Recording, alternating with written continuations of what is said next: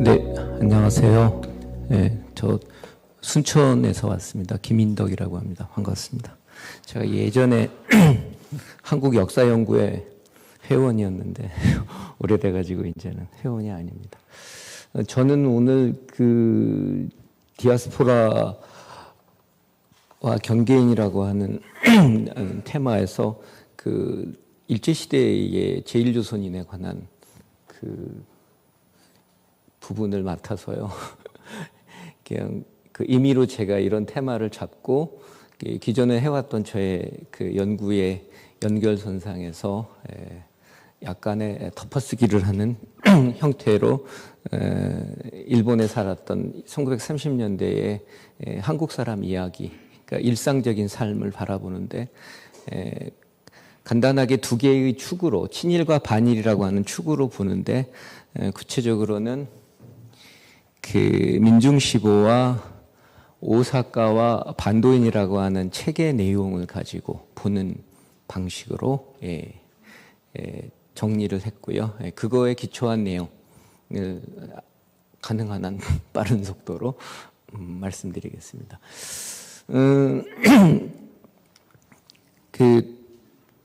아시겠지만 그 일제시대 때 가장 많은 한국 사람이 살았던 곳은 초반에는 10년대 말 20년대 초까지는 도쿄나 큐슈도 상당히 많은 수가 살았는데 23년 이후가 되어지면 확실히 오사카의 숫자가 많아져요.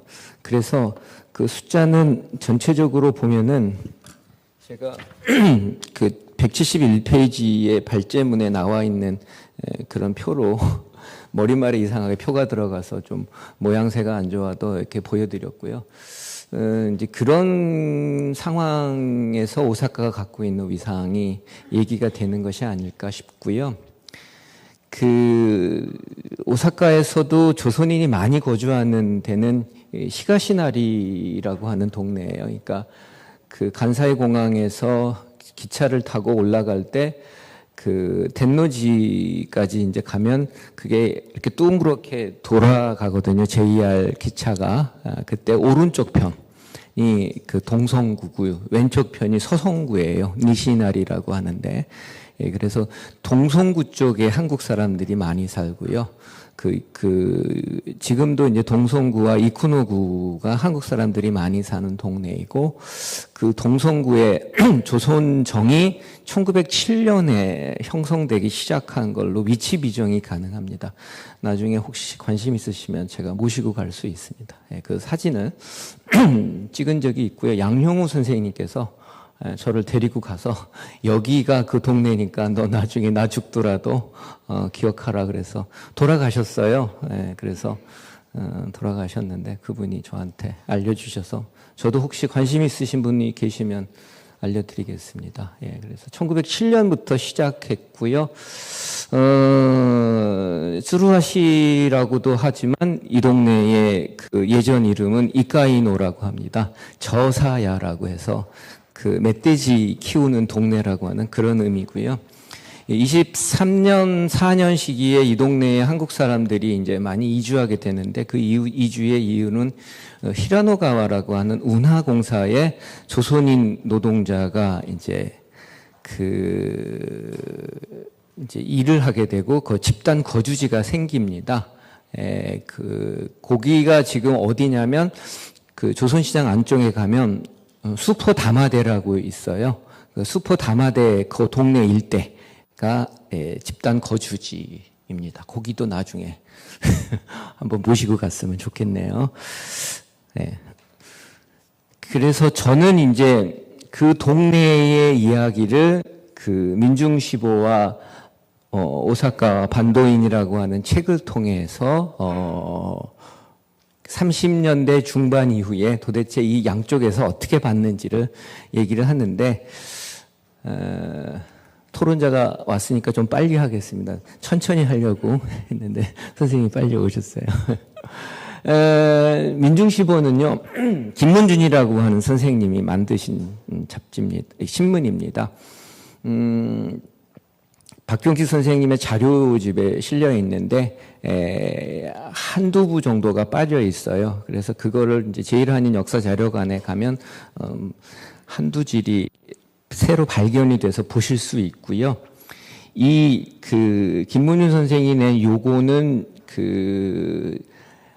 이 시기에 가장 대표적인 순한글로 된 지역신문입니다.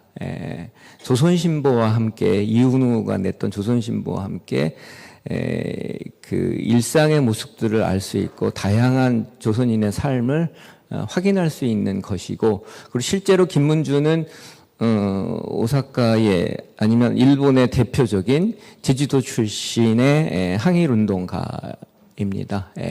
노동총동맹에서 활동했고요. 이제 결국은 이제 마지막에는 인민전선 운동에 참가했다가 감옥에 가서 병원에 나와서 오사카에서 돌아가셨고, 지금 묘는 제주도에 와서 화장하고 제주도에 와서 있다가 국립묘지에 가 있습니다. 그리고 비석은 조천의 항일기념관에 입은 비석이 남아져 있습니다. 아주 대표적인 일본에서의 항일운동가, 사실은 혁명가죠. 새로운 시대를 만들려고 했던 그런 사람입니다. 그 사람이 만들었던 잡지, 신문이 민중시보입니다. 민중시보는 발행 취지와 강령이 이렇습니다. 불편부당한 언론에 대해서 반대의 입장과 함께해요. 민중의 생활 개선, 특히 조선민중의 생활 개선을 적극적으로 도모하고 신장에, 조선민중의 생활의 신장에 기여하는 것을 목표로 했고요. 제가 이 잡지를 가지고 글을 지금 4개째 쓰고 있는데 아주 다양한 내용들이 담겨져 있습니다. 그래서 조직사건, 그 다음에 정세, 심지어는 굉장히 의료 관련된 기사도 아주 풍부하고 다양한 내용이 담겨져 있어요. 그래서 이미 30년대 중반에 오사카 이쿠노구에는요, 한국 사람들의 의료 활동이 아주 활발했어요. 한약방부터 해가지고, 그런 것들도 이 신문에서 볼 수 있는데, 이제 저는 오늘 이 신문에서는 이제 민족적 냄새가 나는 기사만을 여러분들한테 선택적으로 보여드리겠습니다. 또 하나의 자료로 제가 선택한 게 고건삼이라고 하는 사람이 쓴 반도와 조선, 오사카와 반도인이라고 하는 38년도 책입니다. 고건삼은 글이 많이 알려져 있지는 않은데요. 이 사람이 낸 요 책이 일본말로 쓰여져 있는 생활사와 관련된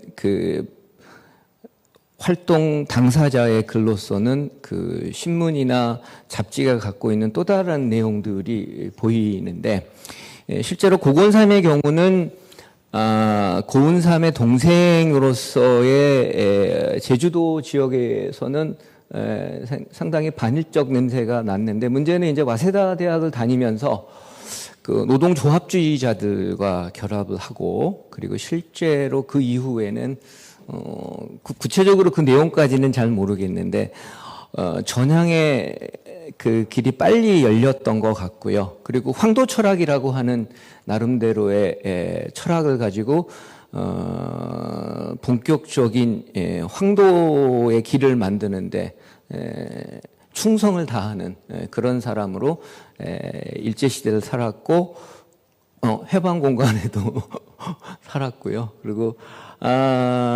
동국대학교에서 교편을 잡으셨던 걸로 그렇게 제가 알고 있습니다. 그 이후에 약간의 행적에 대해서는 불투명한데, 그래서 대표적인 일본에서의 스루아시 동네를 이해하려고 했던 사람 중에 친일적 글을 남긴 분이라고. 그러니까 일본에서의 친일이 자이니치 사회에서는 조금 다를 수도 있어요. 왜냐하면 일상을 사는 방식이 국내하고는 좀 다르기 때문에, 그럼에도 불구하고 황도 철학을 거명한 사람이에요. 그래서 황도 철학의 아주 철저한 나름대로의 독자적인 세계관을 가지고 있었고 그것이 이 책에서도 전면적으로 보여집니다. 그래서 이 책을 제가 선택했습니다. 오사카와 반도인이라고 하는 책입니다. 예. 내선동포 결속에 일조하는 것이 이 책의 서술의 목적입니다. 예. 그러면서요, 김문준의 얘기도 여기에서 나와요. 그러니까 가장 문제가 많은 조선 사람으로, 예. 한국과 일본이 잘 먹고 잘 살고 잘 되고 있는데 거기에 뭐 하여튼 반일적 행위를 하는 사람으로서 바로 그렇게 거론하기도 합니다. 실제로 민중시보와 오사카와 반도인에서의 구체적인 내용에 맞배기를 해보면 먼저 민중시보의 경우는요, 일상에 관련된 부분에서 옷과 관련해서 의복이 굉장히 중요한데 조선옷을 버리고 있다. 이거 좀 약이다. 그렇지만 사실 버리는 게 맞았어요. 그 일본에 사는 동안에는. 예. 아시죠? 그 몸빼가 굉장히 편한 작업복이었다라는 거는 부정할 수 없었고요. 해방되고 나서 조선인 여성들이 몸빼를 입지 않아야 된다라고 얘기하다가 결국은 다 입게 되죠. 예. 입었어요. 예. 그리고 이제 한국에도 많이 남아 있었고요. 김치 이야기도 나옵니다. 김치. 그래서 그 어떤 거보다 깍두기 올라야 맛이 나고 김치 깍두기 고추 넣은 거, 고춧가루 넣은 거 먹지 않으면 안 된다라고 하는 이야기와 함께 백채의 공동 구매. 그러니까 김치 담그기 위해서 그 겉절이 저기 있죠. 소금에 절인 배추 있죠. 그걸 백채라고 하잖아요. 그래서 이제 그 얘기를 하고도 있습니다. 예. 벌써 일어나셨네요. 예. 위생과 건강과 관련해서도요, 반일적인 내용이 나오는데 특히 그 조선과 일본의 기후의 차이성에 따라서 조선인들이 생활하는 거에 불편함도 이해해야 되지 않겠느냐. 일본은 습기가 많다. 당시에 조선에서 살던 사람들이 그 땅구멍이 덜 열려 있는 상태에서 일본에서 생활하는 거는 상당히 땀이 많이 나는 거죠. 초반에 한 1, 2년 지나면 이제 덜한데 그런 얘기도 나옵니다. 그리고 조선시장 문제와 관련해서 위생 문제나 소비자의 편의, 상인의 취업 등을 고려해서 잘 생각해라. 일방적으로 조선시장 더럽다고 하는데 그거 제거해봐야 될 일이다라는 이야기합니다. 그리고 우리학이 잘 듣는다. 그리고 이런 우리학에 관련된 10년 동안 연구해가지고 약을 제조했는데 이거 얼마나 민족적으로 훌륭한 일이냐. 그리고 침술도 경하면 훌륭한 그 치료 방법도 이미 우리는 가지고 있다라는 그런 얘기를 합니다. 아울러 교육에 관해서도 조선 아동에 대한 차별에 대해서 적극적인 반대를 합니다. 실제로 그 스루아시 안쪽 동네의 조선시장에 있는 그 일본인 학교는 한국인 학교에서 출발한 일본인 학교가 지금도 남아 있습니다. 조선사 초급 학교 옆에 있는 갑자기 미우키모리 소학교입니다. 미우키모리 소학교가 바로 원래는 조선인 학교였습니다. 자, 이런 민중시보의 기사와 함께요. 반대로 고건삼이 냈던 일상에 관한 이야기에서는 일본어 열심히 하는 거 우수한 성적을 얻기 위해서는 필수 불가결한 것이다 라고 얘기합니다. 그리고 시장 형성을 반대해야 된다. 여기 더럽고 그러니까 그리고 이카이노는 공설시장이 아니다. 여기는 냄새나는 동네니까 위생에 나쁘다. 실제로 이 이카이노라고 하는 지명은 70년대에 일본의 지도에서는 없어졌어요. 그래서 이 동네 이름은 이카이노는 아닙니다. 지금은. 그리고 김문중과 같은 사람은 위험 사상을 갖고 있는 인물이고 지금 대다수는 내선 동체가 되고 있고 국방헌금 부인들이 비녀 같은 거 잘 내고 있다. 이게 사상이 변하고 있는 현상이다. 이것이 중요하다. 라고 하는 그런 내용을 보여주고 있습니다. 아울러서 융화운동에 관해서도 적극적인 의견의 개진을 하고 있고요. 그리고 제1조선인의 교육의 본질과 현실에 대해서는 전혀 언급하지 않으려고 해요. 그러니까 일본어 중심의 한국 이야기, 그러니까 한국인의 교육을 얘기를 하고 황도 일본을 건설하는 데 있어서의 내선의 무차별 아주 중요하다라는 이야기를 하고 있습니다. 김문준 민중시보의 관점과 내용에서는 다양한 일산을 보이고 반일적 내용이 상당히 보입니다. 그리고 신문사를 주도한 구성과 기사 광고에 이렇게까지 분명히 반일적 냄새가 났는데요. 물론 이제 일상 광고는 꼭 반일적이라고 할 수는 없죠. 그 광고는 김문준만이 낸 건 아니기 때문에요. 싹 보니까 그렇더라고요. 반면에 고곤삼의 경우는 오사카와 반도인을 통해서 이른바 황도 철학의 구체적인 현장의 모습들을 그려내고 있고요.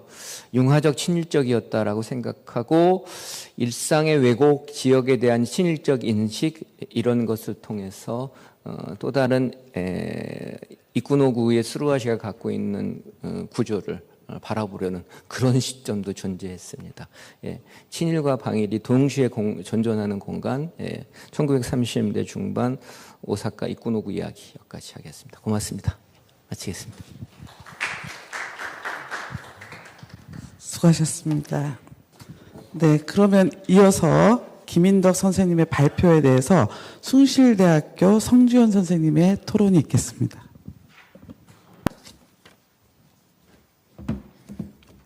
네, 안녕하세요. 방금 소개받은 성준입니다. 저 때문에 김인덕 선생이 이제 조금 지연을 해가지고 좀 늦게 끝난 것 같아요. 그래서 가급적이면 시간을 전략하기 위해서 그 토론문에 있는 부분 중에서 앞에 있는 부분은 대체적으로 발표 내용에 대해서 이제 정리한 거기 때문에 뭐 발표 내용을 이제 들으셨기 때문에 그냥 생략하기로 하고요. 제 토론 요지에 바로 이제 들어가도록 하겠습니다. 187쪽에 있습니다. 토론 요지는 한 3가지 정도를 제가 한번 준비를 했습니다. 첫 번째는 이 김문준하고 고건삼이란 두 인물이 오사카 그 제1한인사에서 영향력이라든가 위상이 과연 어떠했을까? 아무래도 이 두 사람을 이제 선정하게 된 배경이 어떠했었는가 하는 것에 대해서 조금 궁금한 점이 있어가지고 제가 질문을 하나 드렸고요.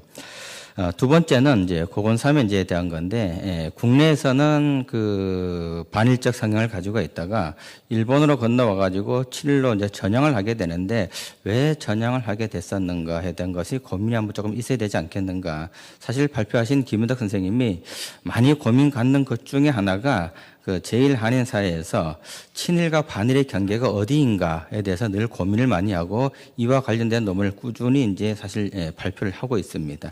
그래서 이제 이번 논문이 고검삼이라든가 김문준을 통해 갖고 친일과 반일의 이제 경계를 갖다가 조금 더 한번 구체적으로 접근하지 않았나는 생각이 드는데, 그렇다 그러면은 이 고검삼 같은 경우 반일에서 친일로 가게 되는 구체적인 이유라든가 어떤 그런 것에 대해서 한번 해명이 돼야 되지 않겠는가 하는 생각이 좀 들었고요.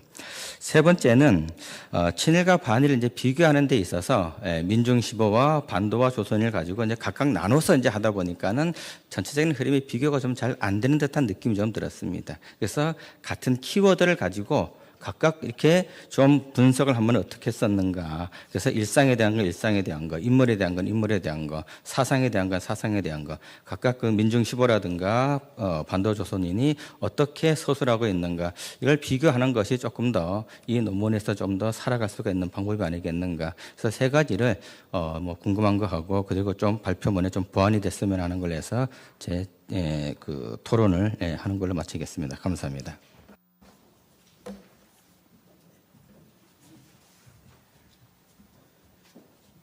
네, 감사합니다. 논쟁적인 거는 아마 종합토론 때 말씀을 하실 것 같고, 요 토론에 대해서 김인덕 선생님의 답변이 있겠습니다. 그 세 번째, 그러니까 좀 층위를 나누는 거는 좀 고민을 더 해보고요. 그리고 고건삼에 대해서는 이런 얘기 할까요?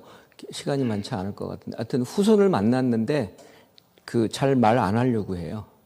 그래서 그 제주도에서 형님이 한 거하고는 또 다르게 아마 좀 스토리가 있는 것 같은데 정확하게 제가 자신이 없어가지고 하여튼 그것도 고민을 꼭 하도록 하겠습니다. 그리고 또 필요한 얘기는 그 종합토론 때 하도록 하겠습니다. 고맙습니다.